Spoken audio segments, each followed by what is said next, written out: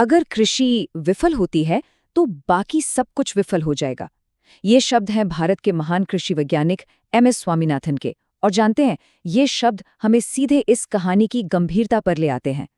आज हम जिस कहानी की बात करने जा रहे हैं ना, वो सिर्फ खेतों और फसलों की नहीं है, बल्कि वो करोड़ों भारतीयों की जिंदगी, उनकी भूख और उनकी उम्मीदों की कहानी है।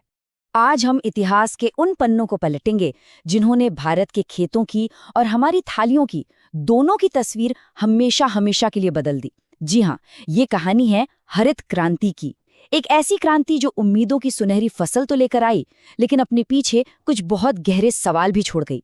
कभी सोचा है कि हमारी प्लेट में जो चावल या रोटी का एक एक दाना है, उसके पीछे कितनी बड़ी कहानी छिपी हुई है? चलिए, आज उसी कहानी की जड़ों तक चलते हैं। तो हमारी कहानी की शुरुआत होती है एक ऐसे दौर से जब भारत आज़ाद तो हो गया था, लेकिन भूख की आग में बुरी तरह से झुलस रहा था। देखिए, ये संकट कोई रातों रात पैदा नहीं हुआ था। इसकी जड़ें तो 1943 के बंगाल के उस भयानक अकाल तक जाती हैं। फिर आज़ादी मिली, लेकिन हमारी बढ़ती आबादी का पेट भरने के लिए अनाज लगातार कम पड़ रहा था। और 1960 के दशक तक तो हालात इतने बिगड़ गए थे कि हमें अमेरिका जैसे देशों पर पूरी तरह निर्भर रहना पड़ता था। उस दौर को शिप टू माउथ दौर कहते थे।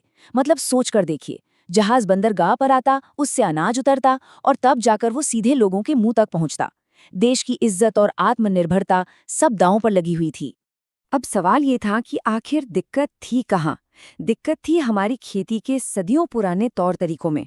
हमारे किसान अपना खून पसीना एक कर देते थे, दिन रात मेहनत करते थे, लेकिन पारंपरिक बीज और पुरानी तकनीकें इतनी फसल दे ही नहीं पाती थीं कि करोड़ों लोगों का पेट भर सकें। जमीन उतनी ही थी, पर पैदावार जरूरत के हिसाब से बहुत बहुत कम थी। ये बात साफ हो चुकी थी कि अब सिर्फ मेहनत से काम नहीं चलेगा, अब विज्ञान की जरूरत पड़ने वाली थी। और फिर जब अंधेरा सबसे घना था ना, ठीक तभी एक उम्मीद की किरण दिखाई दी। और ये उम्मीद किसी और चीज से नहीं, बल्कि विज्ञान से आई। इस उम्मीद को हकीकत में बदलने वाले दो महानायक थे। एक तरफ थे अमेरिकी वैज्ञानिक डॉक्टर नॉर्मन बोरलॉग, जिन्हें दुनिया हरित क्रांति का जनक कहती है, और दूसरी तरफ थे भारत के अपने दूरदर्शी वैज्ञानिक डॉक्टर एम.एस. स्वामीनाथन। ये डॉक्टर स्वामीनाथन ही थे जिन्होंने डॉक्टर बोरलॉग की खोज की असली ताकत को पहचाना और उन्हें भारत आने का न्योता दिया। बस इन दोनों की जुगलबंदी ने मिलकर इतिहास रच दिया। तो भाई, इस क्रांति का जादू था क्या आखिर? असल में साला जादू इन छोटे छोटे बीजों में छिपा था। इन्हें कहा गया HYV, यानी हाई यील्डिंग वैरायटी के बीज। ये गेहूं और चावल के बौने पौधे थे। और कमाल की बात यह है कि इनका छोटा कद ही इनकी सबसे बड़ी ताकत थी। ये ज्यादा खाद पानी सूखने के बाद भी भारी होकर जमीन पर गिरते नहीं थे।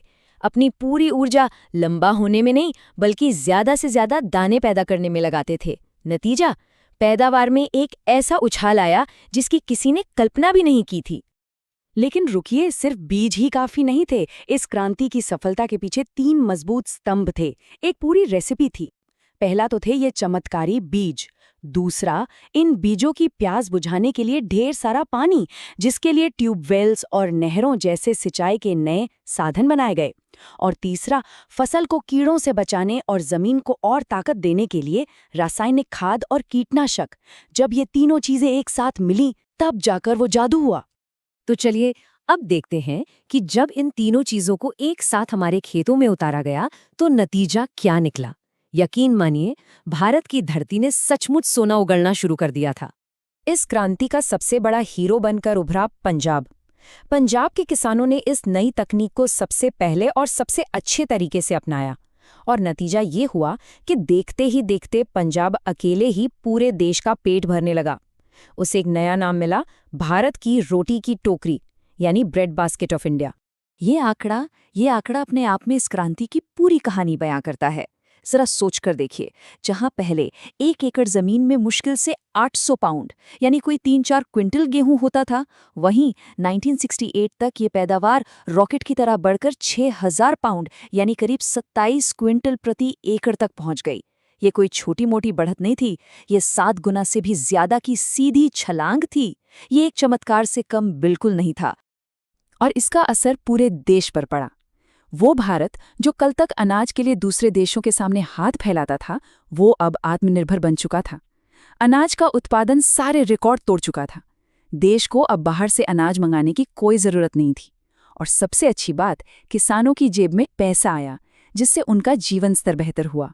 ये एक बहुत बड़ी कामयाबी थी। लेकिन जैसा कि कहते हैं, हर सिक्के के दो पहलू होते हैं। इस शानदार कामयाबी के लिए हमें एक कीमत भी चुकानी पड़ी। एक ऐसी कीमत जिसका एहसास हमें कई सालों के बाद होना शुरू हुआ। ये स्लाइड उस कीमत को बिल्कुल साफ साफ दिखाती है। एक तरफ हमने खाद्य सुरक्षा पाई, आत्मनिर्भरता पाई, लेकिन दूसरी तरफ हमने अपनी जमीन के नीचे का पानी, अपनी मिट्टी की सेहत और हजारों सालों से चले आ रही हमारी देसी फसलों की पौष्टिकता, सब कुछ दांव पर लगा दिया। हमने उस वक्त देश का पेट तो भर लिया, लेकिन शायद धरती की सेहत की कीमत पर। असल में हुआ ये कि इन नई फसलों को पानी की प्यास बहुत ज्यादा थी। नतीजा, जमीन के नीचे का पानी तेजी से घटने लगा। पैदावार बढ़ाने के लिए जो केमिकल खेतों में डाले गए, उन्होंने धीरे धीरे मिट्टी के अंदर के जीवन को ही खत्म कर दिया, उसे एक तरह से बेजान बना दिया। और इस गेहूं चावल की दौड़ में बाजरा, रागी, ज्वार जैसी हमारी हजारों साल पुरानी पौष्टिक फसलें वो धीरे धीरे खेतों से गायब ही हो गईं। एक और बड़ी समस्या थी कि ये क्रांति एक तरफा थी। आप इस चार्ट में देख सकते हैं, सारा का सारा जोर सिर्फ गेहूं और चावल पर था। दालें, मोटे अनाज, तिलहन, जो हमारी थाली का कितना जरूरी हिस्सा हैं, वो सब पीछे छूट गए। इसका असर ये हुआ कि हमारे खानपान का जो प्राकृतिक संतुलन था, वो भी बिगड़ने लगा। इसका असर सिर्फ खेतों पर नहीं, समाज पर भी पड़ा। जिन इलाकों में सिंचाई की अच्छी सुविधा थी, जैसे पंजाब, हरियाणा, वो तो बहुत अमीर हो गए। लेकिन वो इलाके जहां पानी की कमी थी, वो बेचारे और भी पिछड़ गए। इससे हुआ ये कि अमीर और गरीब किसानों के बीच की जो खाई थी, वो और भी ज्यादा चौड़ी हो गई। तो अब सवाल ये उठता है कि हरित क्रांति की इस विरासत के साथ आज हम कहाँ खड़े हैं? और इससे भी बड़ा सवाल कि हमारा आगे का रास्ता क्या है? आज की सच्चाई, सच कहूं तो थोड़ी कड़वी है। आज खेती का खर्चा आसमान छू रहा है। बीज, खाद, कीटनाशक, सब कुछ बेतहाशा महंगा हो गया है। लेकिन उस हिसाब से फसल की कीमत नहीं बढ़ी। नतीजा ये है कि हमारा किसान कर्ज के एक ऐसे जाल में फंसता जा रहा है जिससे निकलना मुश्किल है। हम आज भी खेती के उसी मॉडल पर चल रहे हैं जो अब न तो हमारे पर्यावरण के लिए टिकाऊ है और न ही हमारे किसानों के लिए। पर सबसे दिलचस्प बात यह है कि इस चुनौती का हल भी खुद डॉक्टर एम.एस. स्वामीनाथन ने ही सुझाया था। उन्होंने इसे नाम दिया सदाबहार क्रांति। इसका लक्ष्य एकदम साफ है। हमें ऐसी खेती चाहिए जो पैदावार तो बढ़ाए, लेकिन हमारी मिट्टी, हमारे पानी और हमारे पर्यावरण को नुकसान पहुंचाए बिना। एक ऐसी खेती जो हमारी आने वाली पीढ़ियों के लिए भी इस धरती को उपजाऊ और जिंदा बनाए रखे। तो आज हम सब एक दोराहे पर खड़े हैं और सबसे बड़ा सवाल यही है कि भारत हरित क्रांति से सदाबहार क्रांति तक का ये जरूरी सफर आखिर पूरा कैसे करेगा।